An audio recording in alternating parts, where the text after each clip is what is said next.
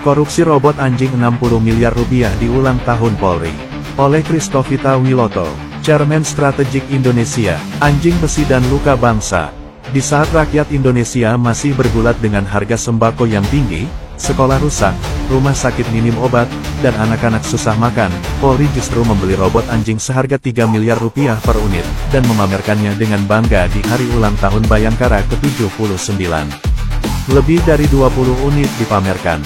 Total nilainya lebih dari 60 miliar rupiah. Yang membuat hati rakyat semakin perih. Robot sejenis, dengan fitur yang tidak kalah, dijual oleh Xiaomi hanya sekitar 29 rupiah jutaan. Pertanyaannya, apa yang sebenarnya dibeli oleh Polri? Robotnya, atau markup-nya? Ini bukan teknologi, ini penipuan terang-terangan. Kita tidak anti kemajuan, kita bukan musuh teknologi, tapi kita adalah musuh kebohongan, kemewahan palsu, dan pengkhianatan terhadap uang rakyat. Robot anjing yang seharusnya menjadi alat bantu keamanan, malah menjadi simbol pemborosan dan kerakusan.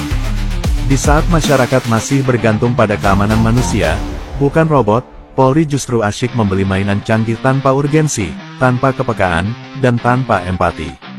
Jika tujuannya hanya untuk dipamerkan di ulang tahun, maka jelas ini pesta atas penderitaan rakyat. Dan jika tujuannya untuk tugas-tugas operasional, maka harus dijelaskan secara terbuka. Apa kegunaan robot seharga miliaran itu dibanding teknologi yang hanya puluhan juta?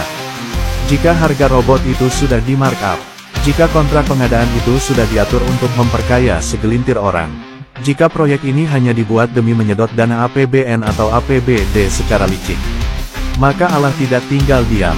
Ulang tahun atau upacara kemunafikan. Hari Bayangkara seharusnya menjadi hari merenung, hari di mana institusi Polri mengingat kembali tugas utamanya.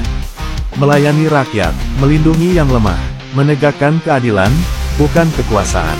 Tapi jika yang ditampilkan justru pameran mewah, parade robot, dan pengadaan miliaran rupiah tanpa kejelasan manfaat, maka rakyat berhak bertanya.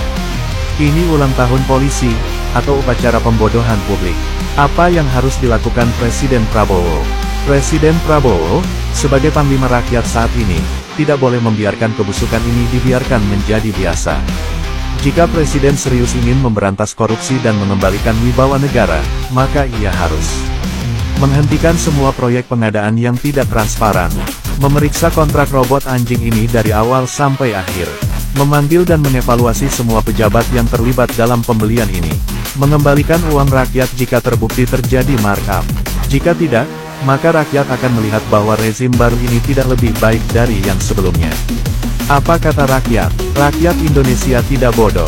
Mereka tahu harga barang. Mereka bisa cek di internet. Mereka bisa bandingkan fitur, kecepatan, dan teknologi. Dan mereka juga tahu, mana belanja yang masuk akal, mana belanja yang mencurigakan, dan mana belanja yang memperkosa akal sehat.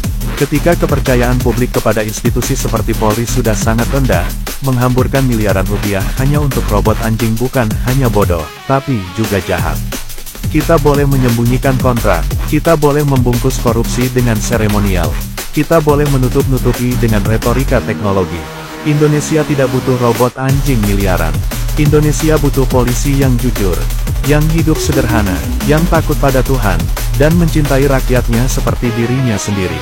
Jika institusi ini tidak segera dibersihkan, maka yang akan datang bukan hanya krisis keuangan, tapi krisis kepercayaan yang tidak bisa dibeli oleh robot seharga berapapun.